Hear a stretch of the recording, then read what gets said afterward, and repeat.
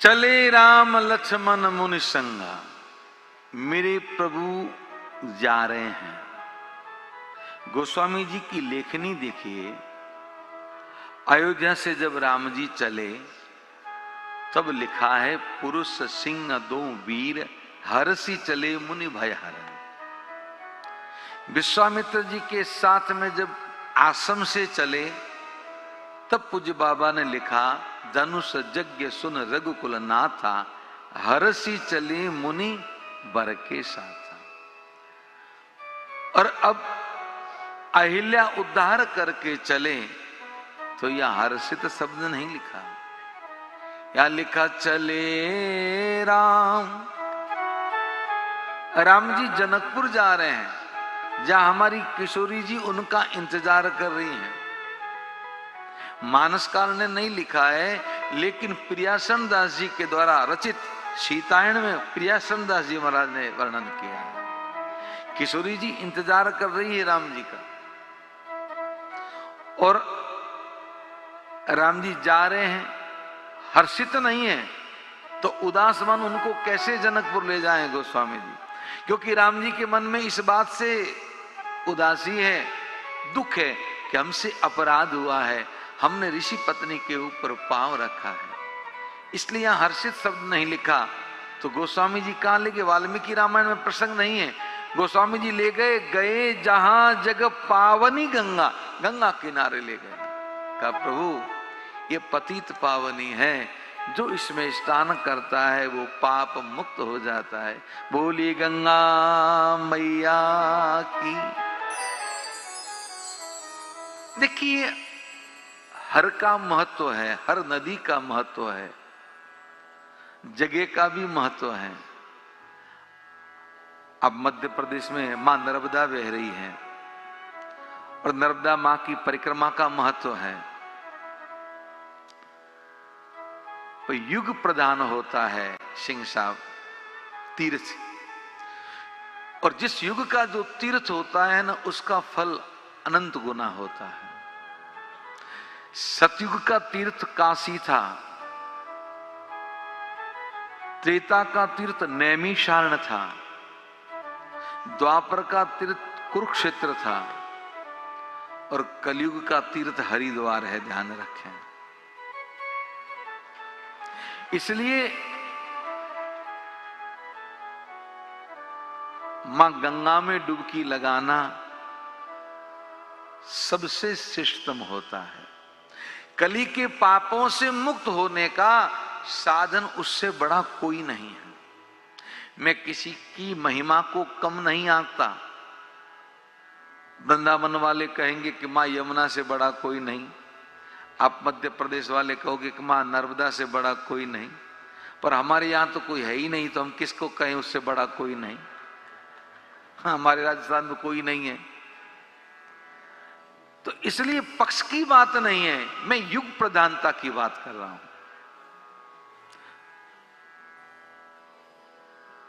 कलयुग में कलयुग का तीर्थ हरिद्वार है।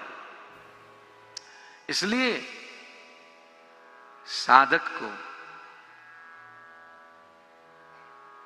वर्ष में, क्योंकि पहले एक बार जीवन में स्नान कर लेते थे, गंगा स्नान कर लेते, और अगर नहीं स्नान करते तो उनके मरने के बाद में उनकी अस्थियों का विसर्जन होने पर भी वो जीव मुक्त हो जाता था। क्यों? उस काल में व्यक्ति पाप नहीं करता था। आज से 100 वर्ष पहले व्यक्ति झूठ नहीं बोलता था। ध्यान रखें। व्यक्ति सत्संगी होता था, अपने स्वार्थ के लिए कभी किसी का अहित नहीं सोचता था। करना तो बहुत दूर की बात है, अहित नहीं सोचता था। आपके दादा परदादे किसी से अगर उधार रुपए ले आते तो उनकी नींद उड़ जाती कि जब तक पैसा नहीं देंगे तब तक हमारा जीना क्या जीना। सही कह रहा हूं, गलत कह रहा हूं? वर्तमान में ऐसा है। अभी तो बड़े बड़े जितने उद्योगपति है सब बैंकों का पैसा खा के बैठ जाते हैं महाराज, और बैंक करप्ट हो जाते हैं, और वो पैसा अन्य ले जाके। कोई आदमी किसी से कर्जा लेता तो ये नहीं सोचता कि समय पे दे दूं। हाँ, घर आके ये जरूर सोचता कि ये हार्ट अटैक होके मर जाए तो देना ना पड़े महाराज। ये जरूर सोचता। तो ऐसी व्यक्ति की सोच हो गई, विचार ऐसे हो गए। हम दिन में एक बार नहीं सैकड़ों बार झूठ बोलते हैं, एक बार की छोड़िए, सैकड़ों बार झूठ बोलते हैं। अपने स्वार्थ के लिए क्या क्या नहीं कर देते। ये जो कागज के जो टुकड़े हैं ना, ये कहीं काम नहीं आने वाले। इस बाजार में ये बिकते हैं, लेकिन ये रुपए आपके यहीं रहते हैं। यहां से जब ऊपर जाओगे तो ये रुपए नहीं चलेंगे, ध्यान रखिएगा। अगर आप यहां से अमेरिका चले जाओ, यूरोप चले जाओ और रुपये को दोगे तो फूटी कौड़ी ना दे, आपको पानी की बोतल भी ना दें कि ये करेंसी, ये रुपये आपके नहीं चलेंगे। तो कि यूरो लाओ, डॉलर लाओ,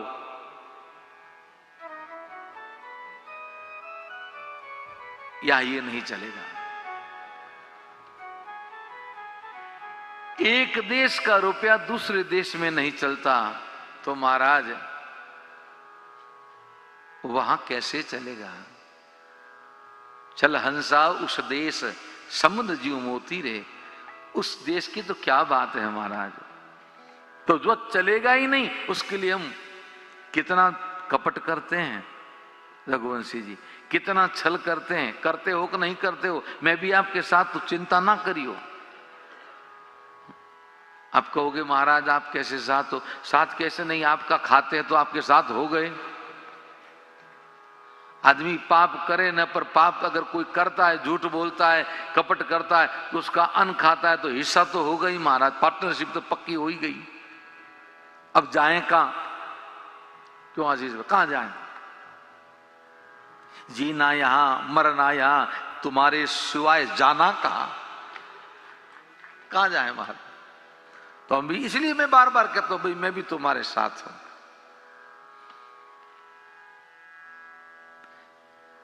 पर उस मुक्त होने का प्रभु ने एक साधन भी बता दिया, क्योंकि कलियुग के जीव हैं। कलि केवल मल मूल मलिना, पाप पयोनिधि जन्मन मीना।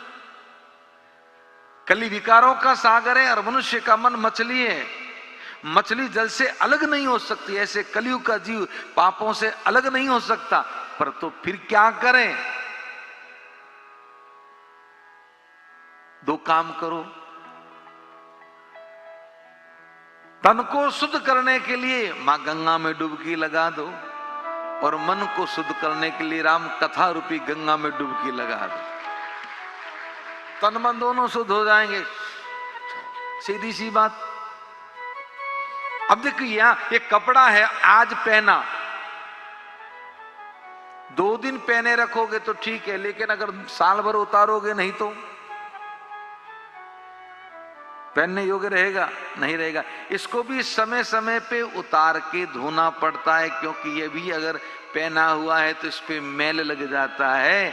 ऐसे ही महाराज ये हमारा जो तन रूपी कपड़ा है, इसको भी समय समय पे धोते रहो सत्संग रूपी जल से, ताकि इस पे विकारों का मैल न लगे। नहीं धोगे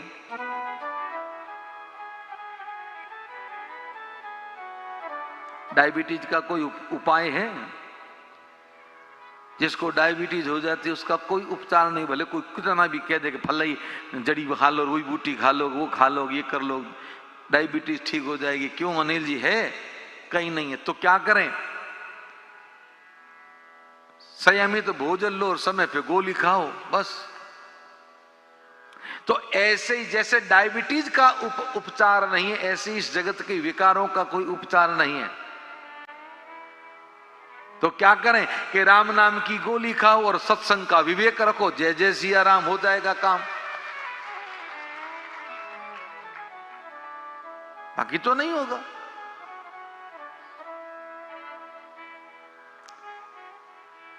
इसीलिए तो कई वर्षों से हमें तो ये बात समझ में आ गई, तो हमने सोचा जितने हम, देखिए मैं इसलिए कहता हूं कि हमारे मानस से जितने जुड़े हुए हैं उनको चिंता करने की जरूरत नहीं कि हमारा क्या होगा। हमारा होगा जो तुम्हारा होगा, मेरी गति सो तेरी गति, बस ये हम कहते हैं। पर उसमें भी एक शर्त है, इसलिए हम 34 दिन तक हर वर्ष गंगा किनारे कथा गाते हैं। एक दिन, 2, 4, 10 दिन नहीं, क्योंकि किसी को समय मिले कि न मिले।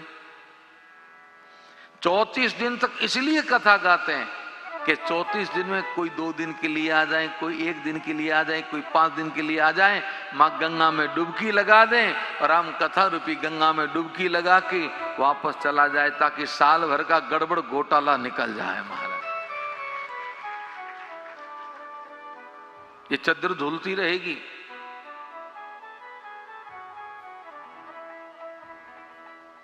पर कई कहते हैं कि महाराज हरिद्वार में डुबकी लगानी जरूरी, हम तो यहाँ भोपाल के जम्बूरी मैदान में भी लगा देते हैं साल में, तो वहां हरिद्वार आना जरूरी है। अंतर है महाराज।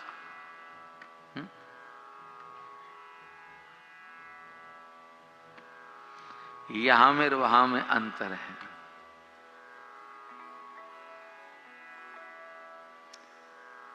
डुबकी तो यही, कपड़ा तो यहां पे भी धोते हो, साबुन यहां पे भी लगाते हो, लेकिन साबुन लगा, कपड़ा जोरदार से मल दिया, एक बार पानी डाला पर दूसरी बार टोटी बंद हो गई,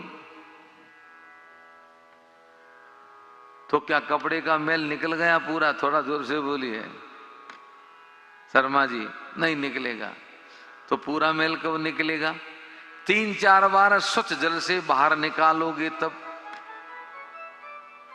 या फिर उसी कपड़े को साबुन लगा के मल दिया, अब टोटी का तो भरोसा नहीं कब बंद हो जाए, लेकिन नदी का पानी बंद नहीं होता महाराज, तो उसमें तो डालोगे तो एकदम साफ होके आ ही जाएगा। ऐसे ही यहाँ जैसे ही कपड़े के आप साबुन लगाते हो, कपड़े को मलते हो और मल के धोने की कोशिश करते हो, 2 ही लोटा डालते हो, टोटी बंद हो जाती है।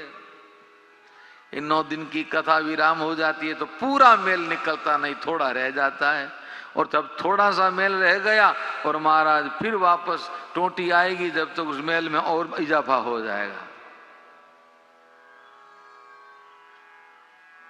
इसलिए साल में एक बार मुझे गाना है तो मैं 9 दिन गा के कहीं से निकल जाऊं, फिर वहां 34 दिन क्यों रहूं? वहां रहने का मूल कारण एक ही है।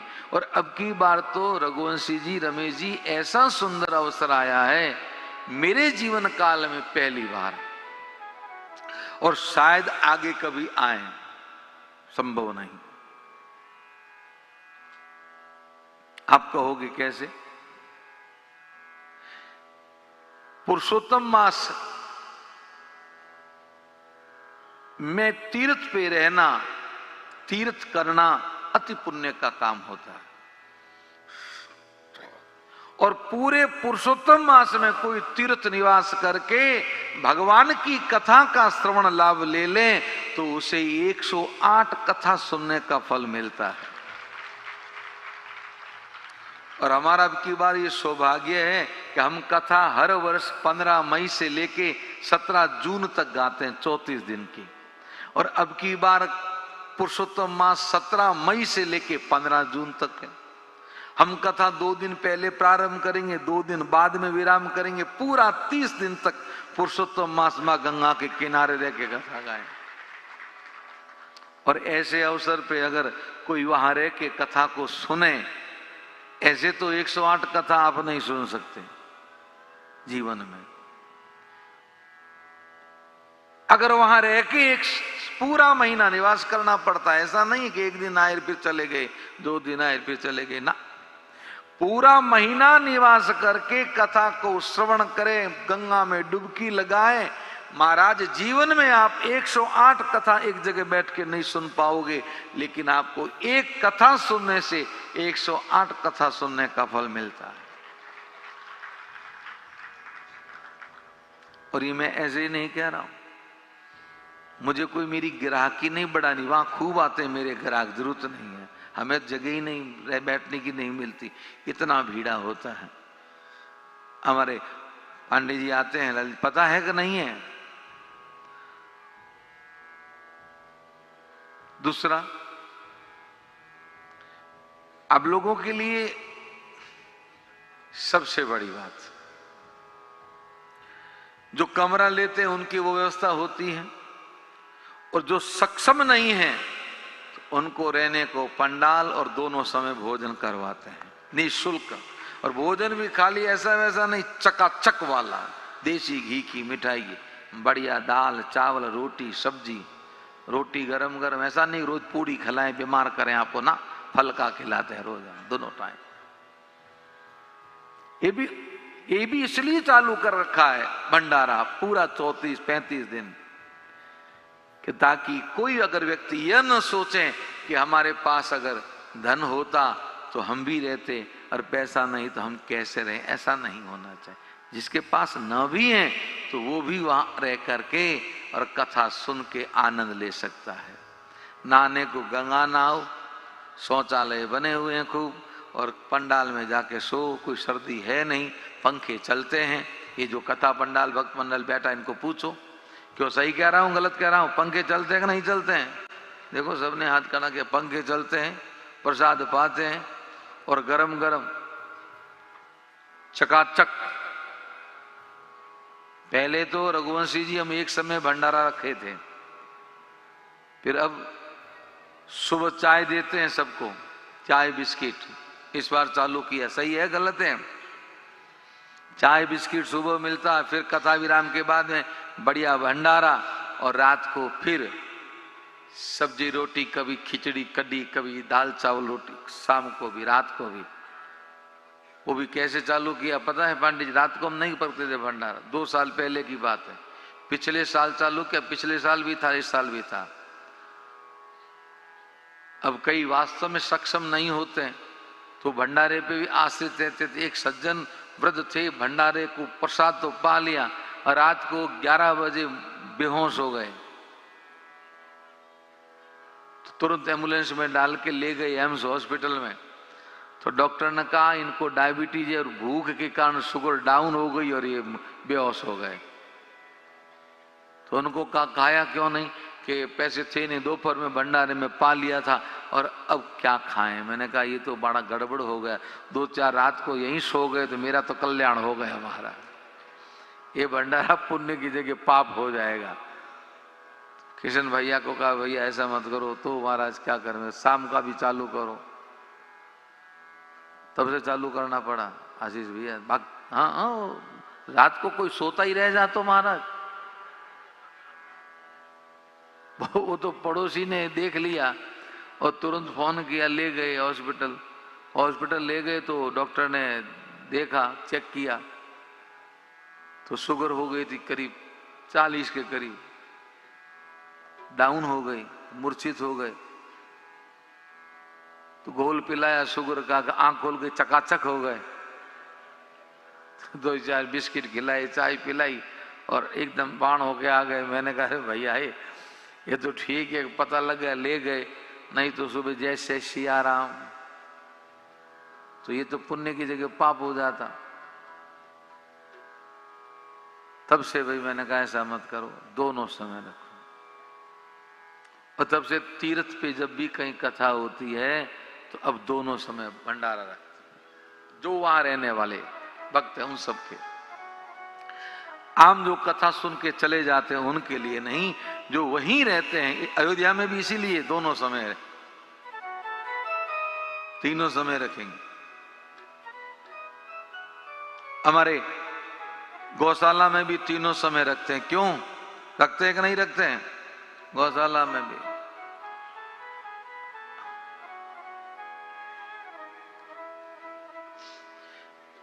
बात यही है, आप कथा सुनो बस, इससे बड़ा पुण्य नहीं मिल सकता।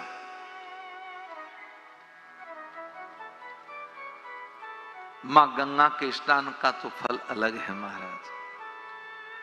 और मेरे प्रभु को गोस्वामी जी कहां ले गए? गंगा किनारे ले गए। का ये पतित पावनी, इसमें डुबकी लगा के आप पाप मुक्त हो जाइए।